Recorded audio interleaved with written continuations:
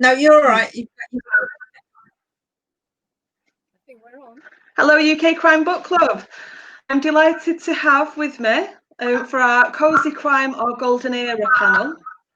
Make sure I get that in. We've got Jan Edwards, Helena Dixon, and Frances Evesham. Hello, ladies. Hello. Hello. So I'm going to start you off with asking you to just show off your book covers so everybody who hasn't read you knows what they're looking for. So Jan, can we start with you, please? Okay. Well, Listed Dead is the most recent one in the series. On Courtney, set in World War II Sussex. And Helena. I've got the Miss Underhay series. First one is Murder at the Dolphin Hotel, and there's Murder at Henderley Hall, and Murder at the Playhouse. I just read that. And you can pre-order Murder on the Dance Floor that's out in October. Brilliant. Frances. I'm all ready. This is Murder at the Lighthouse. Should be, yes.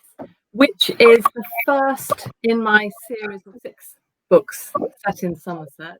I won't show you them all. And this is the most recent published book, A Village Murder, which just came out.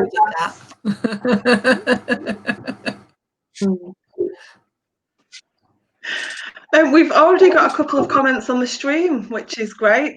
Somebody has written, looking forward to seeing these authors. I'm just getting up as Facebook user, so I'm not sure who that one's from. Kaz Maston says, hello everyone. Cosy crime is one of her favourite genres. And, I'm going to start you off with this question. We'll come to you first, Jan. Where is your favourite place to get cosy to read a book? Great question. It depends on the time of year. In the summer, the conservatory, but not in the winter because it's too damn cold. Anywhere really, as long as I can curl up with a book and I can read anywhere really. But the conservatory is nice in the summer. For me? Sorry, did you say me next? Yes, Frances, yeah. Yep.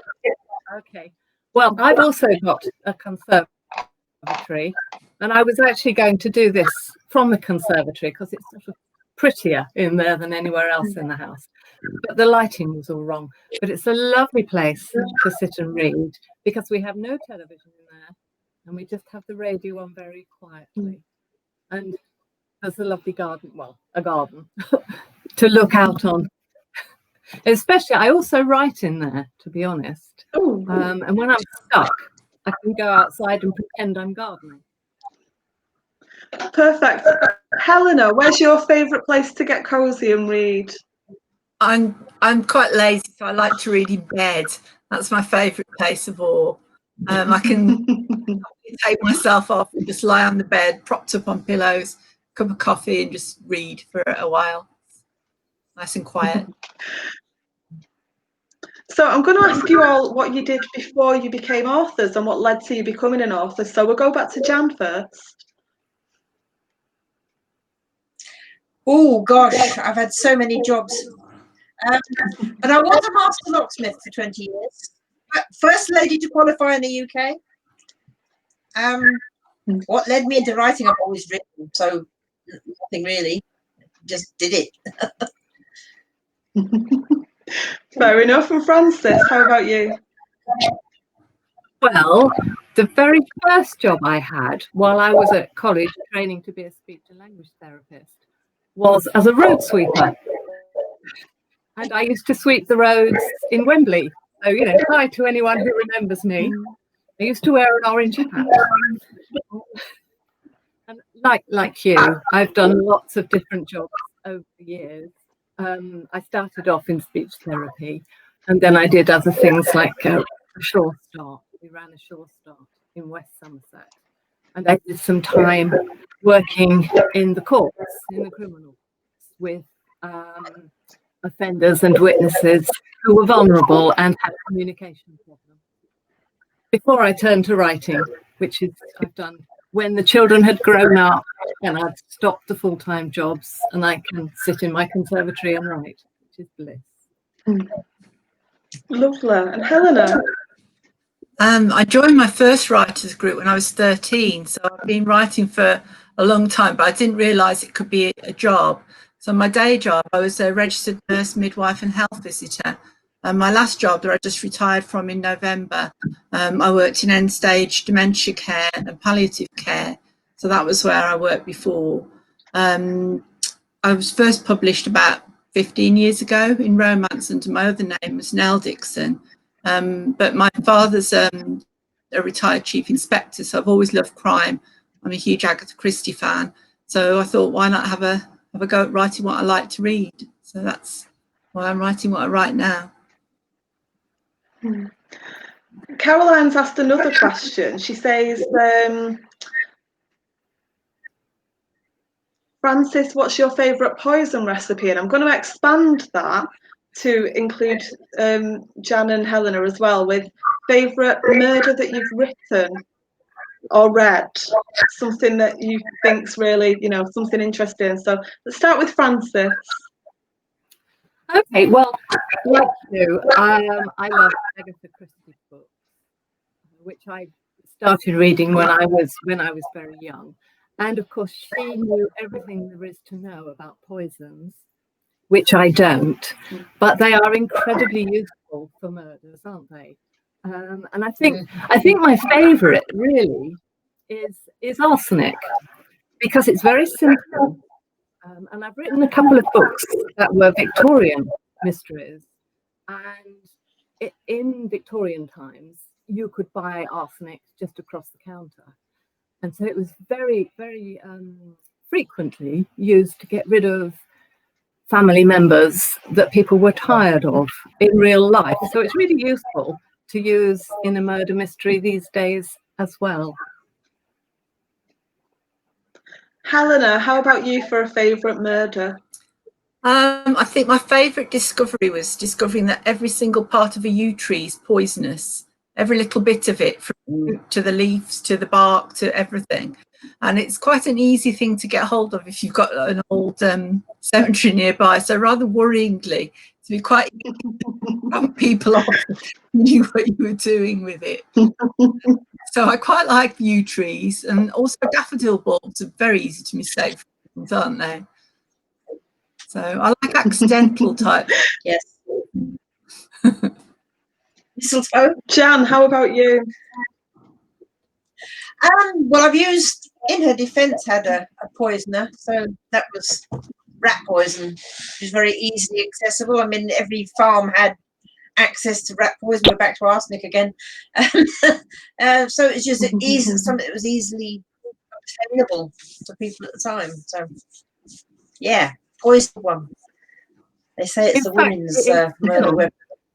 Yeah. Sorry? You can still get hold of it on Amazon, can't you?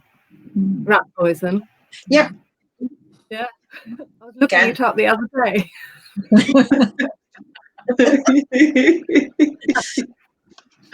We've got all kinds of questions coming in at the side. I'm going to start with a couple of mine. I'm going to lead in with one of my favourite questions that I always ask, which is your most memorable moments so far as an author. So I'll come to Francis first. Ouch. As an author, my most memorable moment. Well, actually, I think the most memorable thing was when I joined up with some fellow authors who live in the West Country, and we did my very first attempt at talking to actual real people about my books, and it all went perfectly well. You know, I haven't got any terrific story to tell about it, but it was one of the most terrifying things I've ever done in my entire life, and I don't think I shall ever forget it. Helena, how about you? I think one of my favourites, and definitely one my husband would tell you about if you were here and not at work, is rocking up to the caravan and boat show at the NEC and asking this man with £1 million yacht if he'd mind showing me around, show me where I could possibly hide a body or some drugs on his boat. And I had to convince him that I wasn't some random lunatic. But then he was rather worryingly about how you could get things through the ports without being searched. So it was a lot of fun and very useful. I love this question because I always get such varied answers. Jan, how about you? It's one of those sort of job questions that you dread because you tend to think your mind's going, I guess, I mean, I won a book prize, the Arnold Bennett Book Prize, a couple of years ago, and when they announced it, I was in Malta. So I suppose memorable in that I wasn't there at the time. My friend called me and said that you've won this prize. I'm sitting on the hotel veranda drinking cocktails, thinking, okay, I'm not there. I guess that's memorable in its way. So how about writing and reading as a child? So Jan, you've already said that you've always written. Have you always been a reader as well? Yes. Oh, yes. Having older brothers, I was reading before I went to school because they bring school readers home, so you pick it up. So yeah, always read, always been under the bedclothes when you're a kid, you know, with the torch. Avid reader. Enid Blyton at 3 What kind of o'clock in the things did morning. you read? Oh yeah, Usual stuff. Enid Blyton. I was Arthur Ransom. I loved the whole Swallows and Amazons thing. It's don't know why it just captured my imagination at the time. Read a lot of the classics as well, Nesbit and things like that. Frances. Yes, I also read a lot, and my father in particular was very, very keen that we should read, because it was his life's ambition to have a bookshop, and he never achieved it, but he had a friend who did. So we spent a lot of time in this friend's bookshops. And I think one of the books that I really loved the most was The Borrowers. And I've often puzzled about why I liked it so much. But I think it's something about when you're a child and you're small and everybody else is big. And it kind of felt like it was almost about me. And I used to love these really strange words in it, like the name of the girl, I think, is Ariety. And I used to think, but that's not a name. And I found it all very puzzling and really rather slightly spooky and exciting. So that was my childhood read. Oh, and I also, as so many girls did, I read horsey books because I wanted to have a horse. Of course, I never had a horse, but I could tell you lots and lots of things about horses just from reading. I think it's Jill. I don't know if you've read horse books about a rider called Jill. Yeah, Ruby Ferguson. He was the author. The Ruby Ferguson books. I can't remember the author. Yeah. But it was about Jill's Jim Carner, and Jill wins the prize for this, that, and the other. And I just loved it. And I thought I would write books about horses, but I didn't. You'll be pleased to know. Helena, how about you? I've always been an avid reader. I read a lot, even today. I read anything and virtually everything. I don't like horror. I won't read horror. I've got too vivid an imagination for anything that's gory or spooky, or I just can't. It just goes over my head. But as a child, I loved Enid Blyton, the Jill the Pony books that we were just talking about, which is why I knew who the author was.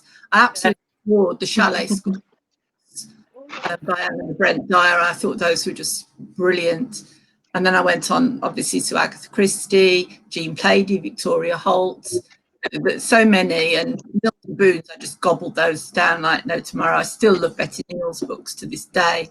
She's still my comfort read if I'm being rest. I like the safety of a nice Betty Neal's with the CNA, when she talks about going to CNA and eating a boy. It's quite reassuring.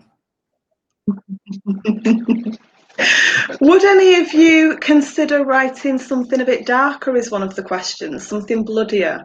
And Kaz wants to know what drew you to Cosy Crime. So we'll combine the two. Jan, let's go to you first. So would you consider going darker, and what drew you to Golden Era in the first place? A lot of my short fiction is horror, folk horror, a lot of it. So I've actually written a lot of darker stuff. I got into the cozy golden age really through writing Sherlock Holmes stories for the Epics series of Sherlock Holmes anthologies, and a couple of others, a couple of mammoth books of Sherlock Holmes, that series. That's how I got into cozy crime, I guess. But I have written a lot darker stuff with the horror. So sorry, Helena.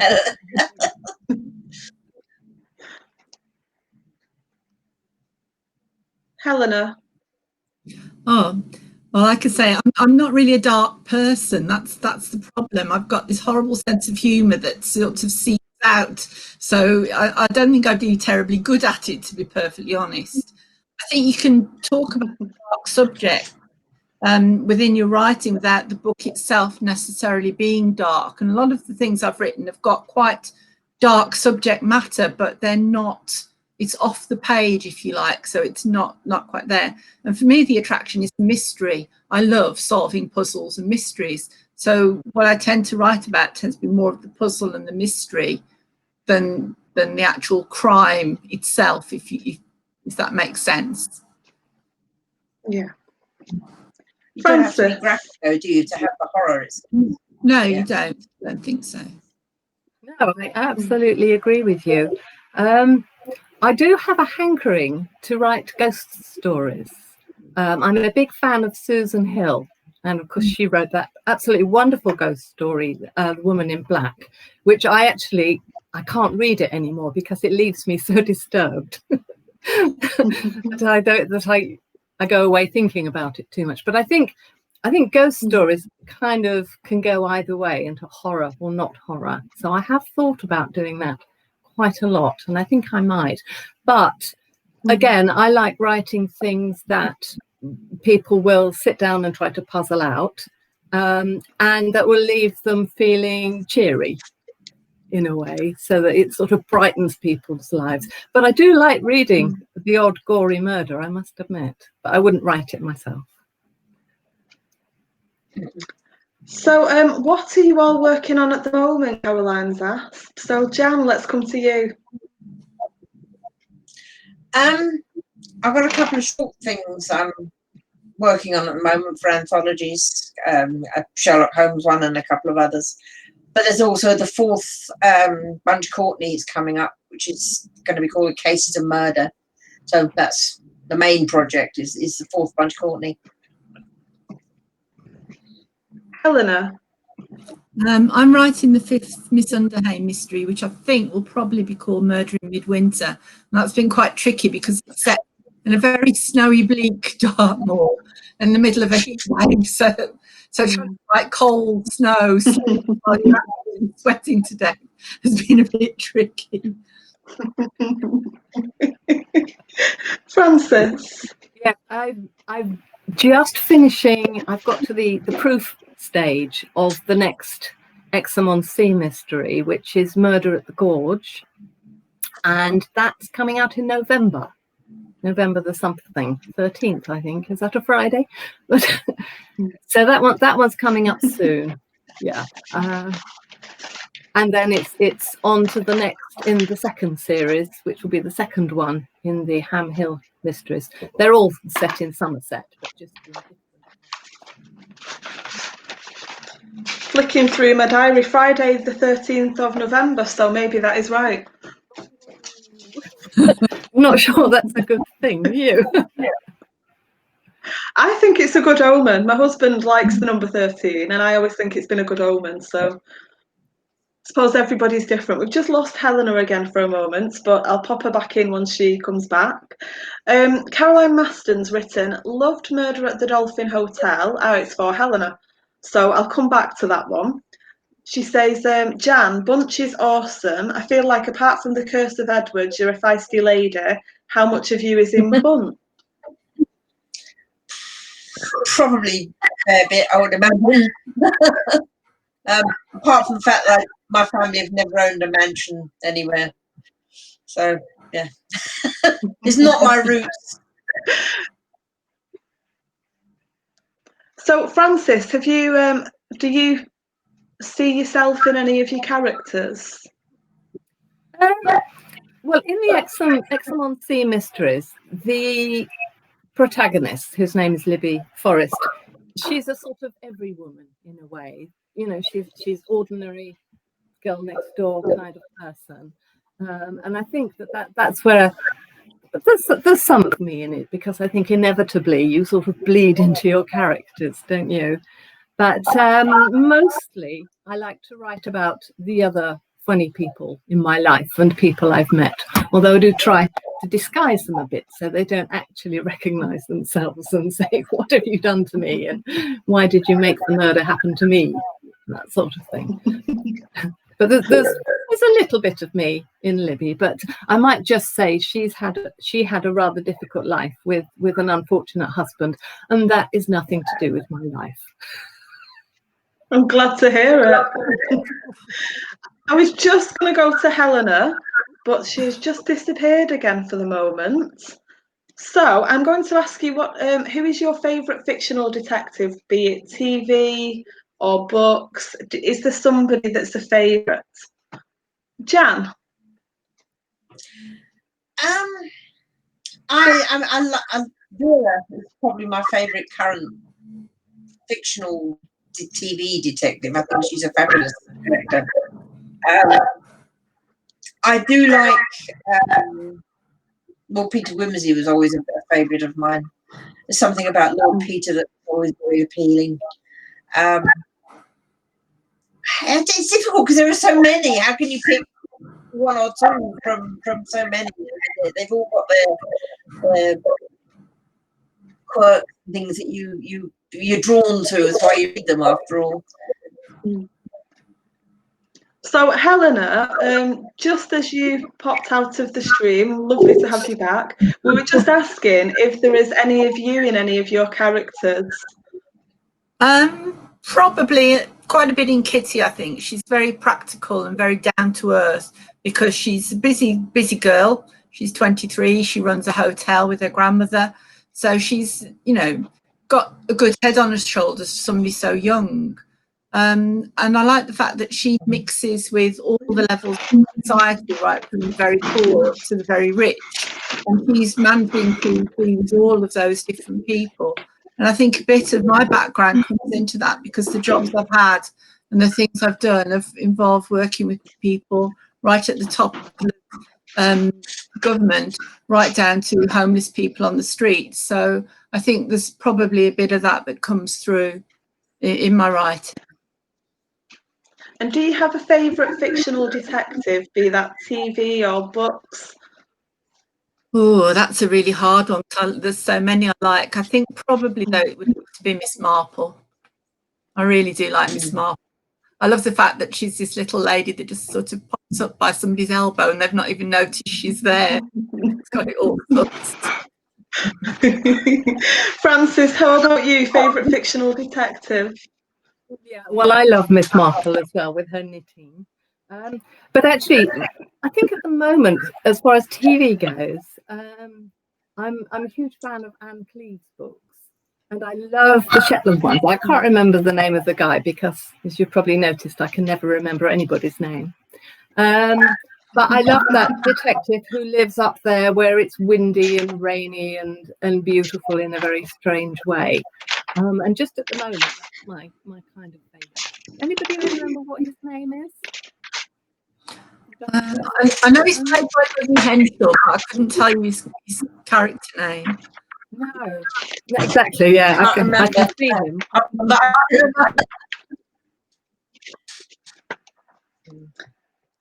We've actually got Alex, one of our admins, doing an interview with Anne Cleeve soon.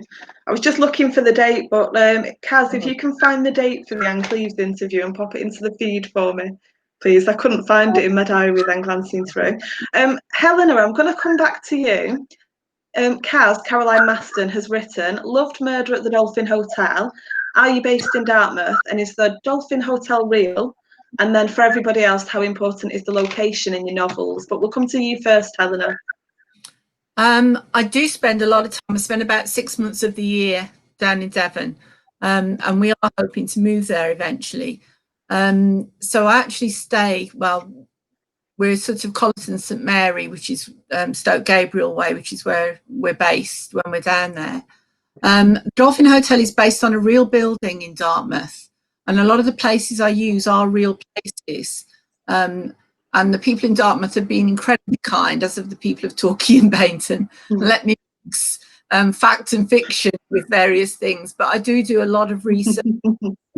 People can actually follow my heroine's route if they like. They can still take the steam train that she took.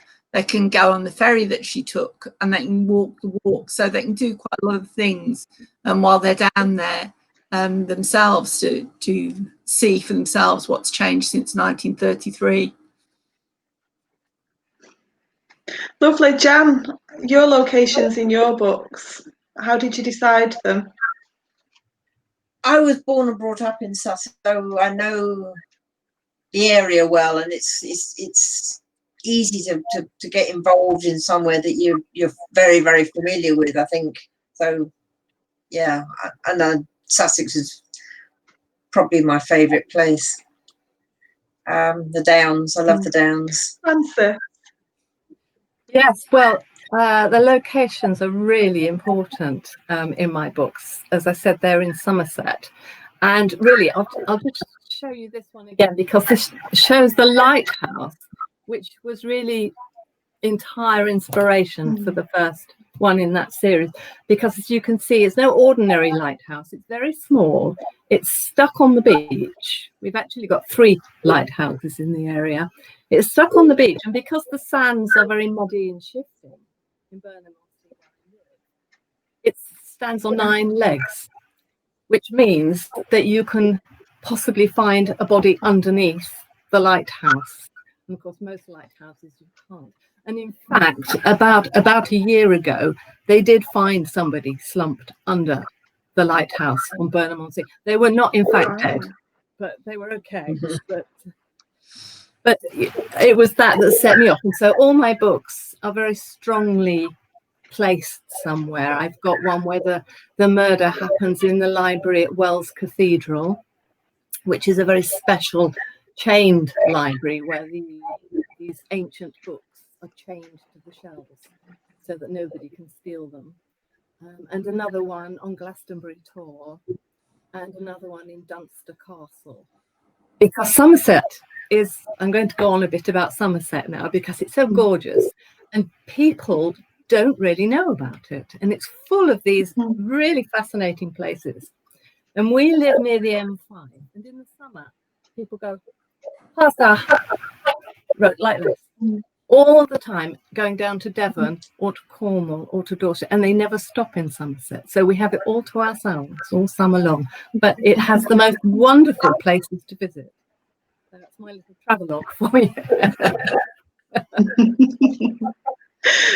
Somebody has asked, how did you find our group on Facebook? Jan, how did you come to be a member?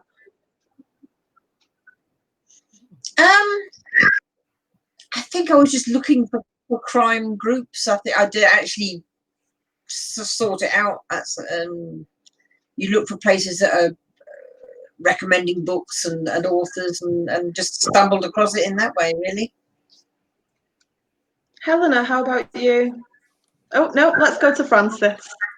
Yes, when I first started writing, I started writing these books as an indie author. So I spent a lot of time trawling around, seeing where readers are. And this is one of the Facebook places that really pops up, because I gather you've got 11,000 members or something like that now, haven't you? Yeah, above that now, yeah. It's just amazing. So that's why I guess it leapt out at me. It's a great group. Helena, how did you come to be a member of the group? I think somebody told me about the group, but I honestly can't remember who that person was now. So it might have been Kim Nash, but I'm not 100% sure. So I could be wrong. It's funny for me, I was just looking for a book club and this one stood out. So yeah, it's obviously had a big impact on me because I get to do this. I've read some fantastic books. When Caroline Maston was little, she used to think that characters in books came alive when you weren't looking. Which of your characters would you like to come to life? That's a brilliant question. Frances, let's start with you. Well, any of them except the criminals, obviously. I think I have a dog. There's a dog in all my books. And actually, his name is Bear. And he's a very big dog. He's based on a dog that we used to live next door to many years ago. And he's one of these big, dribbly, drooly, very friendly dogs. And I would love Bear to be real and to live in my garden, though he would be much too big. Helena, any of your characters you'd like to bring to life? I'd like Kitty actually, because she's fun. She's the sort of person who would be a really good friend to have around. As I say, she's smart, she's practical, and she's got a really good sense of humour, and she doesn't take any rubbish from anybody. So I really like her. So yeah, I'd like spending time with Kitty. Nice when you like your characters that you're writing about. Jan, who would you bring to life? I guess like Helena, I think Bunch. Yeah, she doesn't stand any madam from anybody, and she's great fun, and yeah, I'd like to meet Bunch. I think.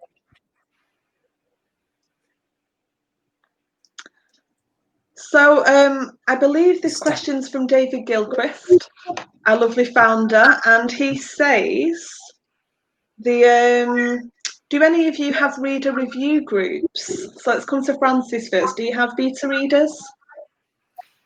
Yes, I used to use them a lot before I was picked up by a publisher. And I still have quite a nice big email list of people that I write out to fairly frequently. And from there, I have a sort of subgroup of people who read the books for me. And they usually read it towards the end of the process these days. And they're incredibly good at picking up mistakes or to say something. I had one of my books is set in a stately home.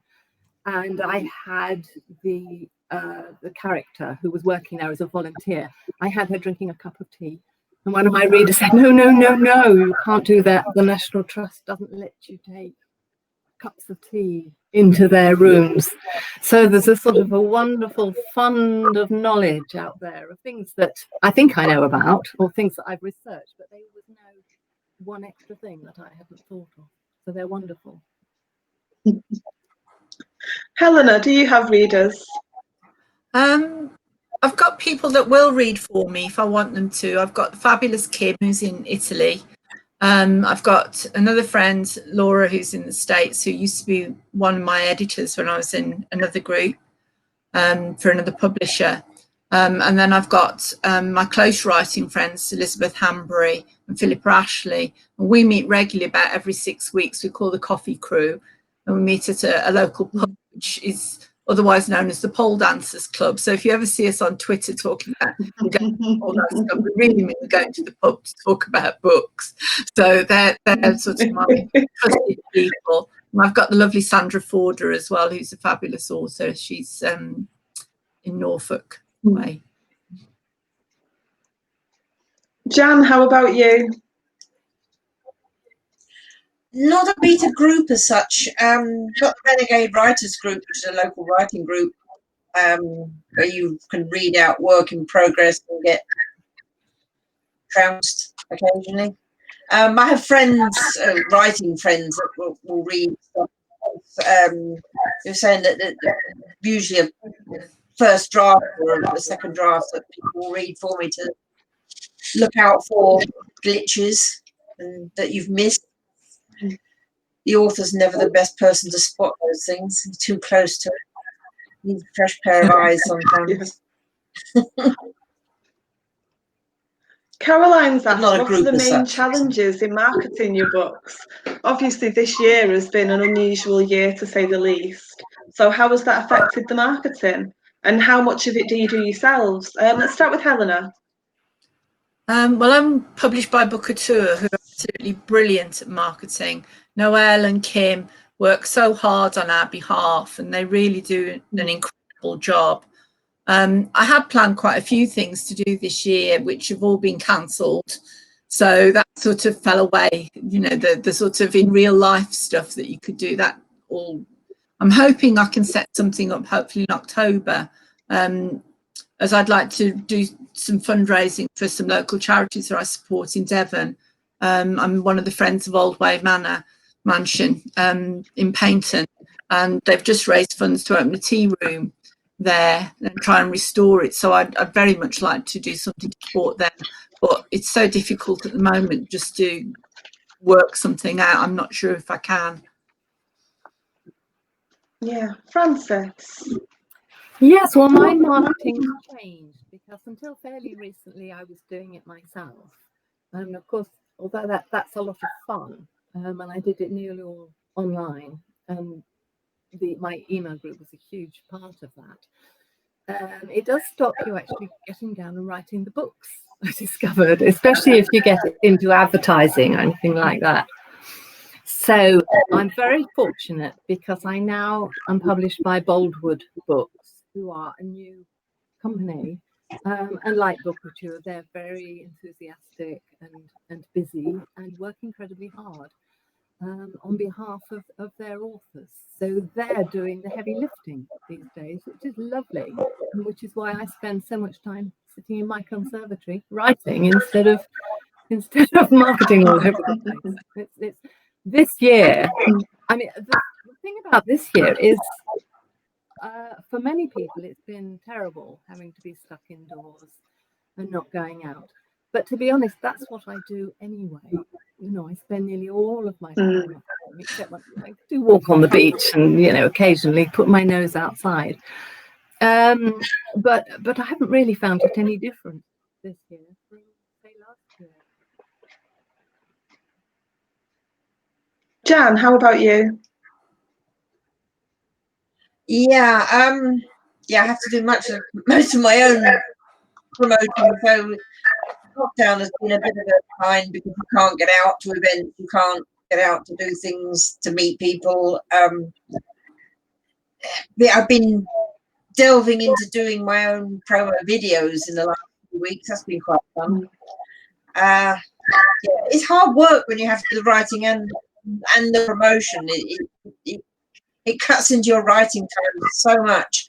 I mean, I've just this month, the latest Listed Dead came out in August. So August has basically vanished as regards to writing because I've been promoting madly. It's just, yeah, it does make it much harder if you're having to do your own promotional stuff. Just finding people to read it and buy it. It's a hard going, really. Helena. Get there eventually.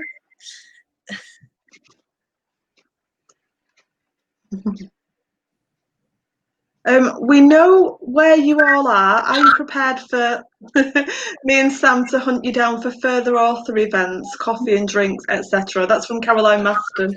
She basically wants to offer you all an interview with us next year individually. So would you be willing to do that, Frances? Yeah, I'd be delighted. That's lovely. I love to chat, even though I never go out. Jan? We've already had you for one. Would you come back again? Yeah. I'll come back and chat. Yes, that's me. Talk for Britain. Caroline's just saying that Jan's doing well. She's been on screen for 40 minutes. Did you hurt yourself before coming on? Do you want to explain what that means to our other ladies? I had this unfortunate effect on anything electronic. I drain batteries. I kill anything electronic. So I'm actually keeping my hands well away from the computer and anything attached so that I don't blow anything up this afternoon. Don't touch anything. I did actually say to her, right, we've got you now, sit 3 feet back, please. So do you have authors that you always read every time they release something, Frances? Yes, I always read Philippa Gregory. I just love her books. They were some of the earliest books that my mother introduced me to. And I love history as well as the murder mysteries. So I always read hers, always look out for Anne Cleeve's books. And I'm looking forward to a new book coming out next week, which is Richard Osman. I don't know if you watch Pointless. The guy who does Pointless. He's brought out a cozy mystery, which is almost certain to be #1, I would think, in the Amazon charts. So I'm looking forward to that one. Helena? Oh, I've got rather too many authors probably on my auto buy list. I love Elizabeth Span Craig's Myrtle Clover books. There's the Francine Beaton's books. There's just so many really that I auto buy. My Kindle has currently got 900 books on it, and I've read 870 of them, so that gives you some idea. Wow. Buying. I buy a lot of books. Oh yes, there's a lot of auto buys. Oh yeah, yeah. I can say for definite I do the exact same thing. I've got so many, but I've not read as many of mine as you have of yours. Jan, how about you? Yeah, I'll always read the Anne Cleeves as they come out. Ellie Griffiths, Kate Ellis. Also Ben Aronovich, the Rivers of London books I've been reading as they've come out. There's quite a few actually. Charles DeLisle, he hasn't had much out of late. It's quite a few authors. I'll buy them unseen, so to speak. You just buy them because it's the next one out. TG, one of our authors, TK Gearing, has asked, she joined us when we were talking about rat poison, so she wants to know if you'd be prepared to write another genre to take you out of your comfort zone. So we know there's some genres that you're not big fans of. Would you ever be willing to have a go at something different? Frances? Well, yeah, I'd quite like to write something like a romantic comedy. I'm not sure I could actually do it, but I'd like to have a bat at it. It would make me laugh, even if nobody else. Jan, how about you? Anything that you've not written in yet that you'd like to? No, I mean I've written horror, I've written science fiction, I've written mainstream. I don't think I couldn't write romance because I'm not a romantic person. I would feel silly. So I don't think that's something I could go into write because I think you've got to have that mindset, and I'm not romantic. I couldn't write romantic. Helena? Well, I've written in other genres. I'd say I've won several awards as my Nell Dixon name. I've won 2 of the Romantic Novelists Association awards and awards in America as Nell Dixon for romance. But the one genre I've always wanted to have a go at, and I know I shall never ever do, because I don't think as a a UK-based woman that I would ever be able to successfully write a Western, and I would really, really love to write a modern Western. I'd love to read that. I think you should absolutely have a go at that. Yeah, absolutely.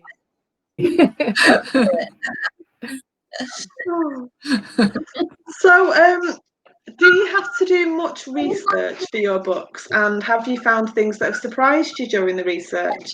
Let's go to Helena first. I do loads of research. I go to the places, I Google, I've got maps dating back from all over, which I did a lot of damage because I'm writing pre-Second World War. I think the most surprising thing I found recently, which I actually put into a book, was that seaplanes used to land. We can still hear you, Helena. Oh, that, No, I think we've just lost Helena. So let's move on to you, Frances. Yes. Well, I have the advantage of writing a contemporary books rather than historical ones, so I can actually go and visit the places. Really, it's just my excuse for going on nice outings to lovely places. I was slightly stymied this time when I went to Clifton Bridge, Suspension Bridge, because I wanted to investigate how people fall over, because sadly that is something that happens there. But of course, because of COVID-19, it was all blocked off, and they got extra barriers in, and it was rather a waste of a visit. So I had to do an awful lot of the research for the exact how it would happen online this time. But usually I like to go to somewhere like Dunster Castle. I must just tell you what they've got at Dunster Castle. It's so exciting. Down in their kitchen, they've got a Victorian kitchen, and they haven't done this thing where they've made it look like a working kitchen and, you know, have maids scurrying around. They've left it exactly as it is. And there's this wonderful table there, and half of the table is a steel top, and it used to be heated by a performance of steam and pipes all going around the room that heated this steel half of the table, and that's where they used to do their fried eggs. So if they didn't do them in pots, they would cook their breakfasts and do their frying on this steel table. I thought, that's such a brilliant idea. Why don't we do it now? So that's the things you find out when you go to research a place are wonderful. Helena, let's go back to you to finish your answer. oh, sorry, I don't know what's happening with the connection. It's fine. But yeah, I didn't realise that they used to land seaplanes at Goodrington, which is a really popular bathing beach. And apparently there was a whole thing at one time where they just used to just fly these seaplanes in and then run them up onto the beach and then hop out and, you know, pull them up and everything. And I was like, how did I not know this? It's incredible. I found loads of different things like that that just completely, you know, that I just wasn't aware of. I didn't know that Torquay used to have a tram service. All sorts of things like that I've just discovered by chance, really. Jan, how about you? Going in the World War II, there's so much research and things that you think you know, and when you actually look into them, you realise nothing of the sort. I remember mentioning before, when I did the interview before, that people didn't wear their gas masks. People think everybody carried their gas mask around with them, and actually they didn't. Most people didn't. Very few people actually carried their gas mask after about January 1940. It couldn't be bothered in a typical British fashion. Lots of things, little things like that. The sequence of when rationing came into being, you know, what came into being at what stage, and things like medicine. WI had a drive to collect herbs, rose hips, all this sort of thing from the hedgerows because people were running out of basic medicines for the families, cold cures and things like that. So there was a whole drive to basically manufacture herbal medicines to cure the populace when there just wasn't any chemical medications available. Strange, that sort of stuff. Amazing what you turn up when you are researching. Do any of you think, based on your research, that you could get away with the perfect murder? That's a question from Caroline Maston. Helena, let's come to you first. Rather sadly, I think I probably could, because my medical background has given me lots of things that you could probably get away with quite quite well. I wouldn't necessarily know. So yeah, I'd rather think I could. Jan, I'm almost scared to ask this. I'd have a damn good go. I don't know, really. With forensic science as it is, I think it's far harder now than it would have been when my detectives were operating in the 1940s. Yeah, it's something I have thought about in the lines of research, obviously. Yeah, I'll have a go. If the need arose. Francis, how about you? I sometimes think I'd like to have a try, but I don't think it will be very successful. I mean, as you say, times have changed quite a lot. And we have things like telephones, you know, cell phones, mobile phones, and so on, and iPad. And everybody knows what everybody else is doing almost all the time. And so it would be incredibly difficult to set up. But I have been very surprised, actually. I occasionally read True Life Crime. And when you read about how people have got away with a crime or a murder for a very long time, and you think, well, it can't be that difficult then, can it? So you never know, one of these days. Somebody has asked, do you have any ideas for your next books? Now, I know you've told us a bit about the ones that you're currently working on. Do you already have ideas for the one after that? Helena? Yes, I've actually just given my editor the outline for the next 3 after the one I've just the one I've almost finished.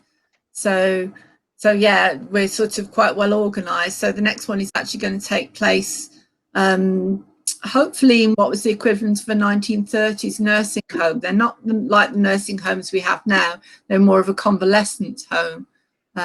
So yeah, so at the moment that one is simply called Murder to Order. So we'll see how that goes when I get to it. But yes, I've got 3 planned. Wow, Jan, how about you? I've got the next 4th one I'm working on now, and yes, I've got ideas for 5 and 6. So always got my coming ahead. Still keep squirreling away ideas when you see headlines in newspapers and things. But yeah, always got ideas coming. Francis? Yeah, well, the next one I've just about, I haven't sent it to my editor yet, but we have talked a little bit. And the next one is probably going to be set at a race course. And once again, you know, I'd quite like to go and research that in person, so we might have to delay it until I can actually go. But I do go racing occasionally with a group of friends that we met a few years ago, and it's the most enormous fun. So I thought that would be a great place to have it. But this summer I have to write. I've got 5 grandchildren, and I've written the book for the eldest one last year, and it's time for me to do one for the next on the list. I realise I've given myself a lot of hard work for the next few years. So this summer, over the next 2 months, I'm going to be writing about dragons.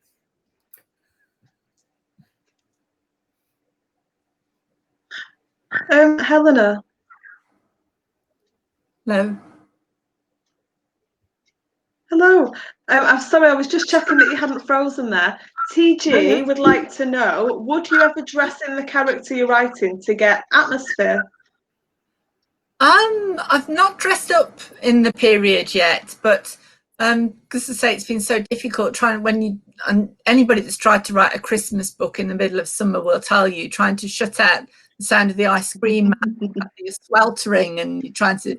So I do burn. I've got my little, I don't know if you can see them, my Christmas scented candles, and I have some different music sometimes that I put on just to try and make myself believe that it really is coming up to Christmas and not in the middle of summer at 30 odd degrees.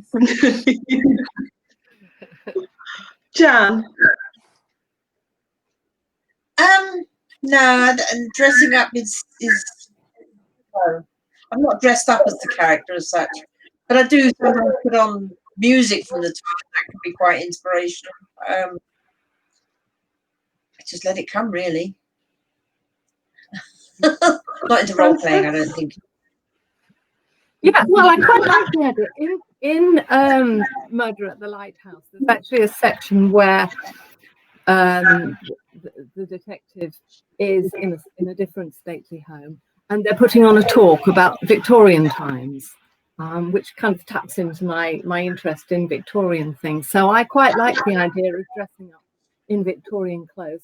And I do have a fan, which I've actually used before to show people, because, you know, the Victorians, they have a sort of a language with their fans. So they could wave it coyly, which meant go away, or meet me around the back of the bike sheds, that kind of thing. So I would very much enjoy dressing up as a Victorian lady as part of that book. We're actually coming up to the last 4 minutes. That's absolutely flown. So I'm going to combine 2 questions. So I wanted to know, do you decide the titles and covers yourselves, and would you show them off for us again so that we can see them? So Jan, do you want to talk to us about your titles and your covers? Well, as I say, that one is dead in her defence, and Winterdale. And of course, there's always also Helena, which is a folk horror book that's current at the moment that I've written. These 3 are the World War II fiction dramas. Yeah, that's what I'm working on at the moment. So your titles and your covers, do you have say in those? Does that all come from you? I'm sorry? Your titles and your covers, is that all down to you? Yes. Well, between... Oh, sorry. Sorry, Jan, carry on. No, sorry. I'm just saying it's what we plan. My husband designed the covers.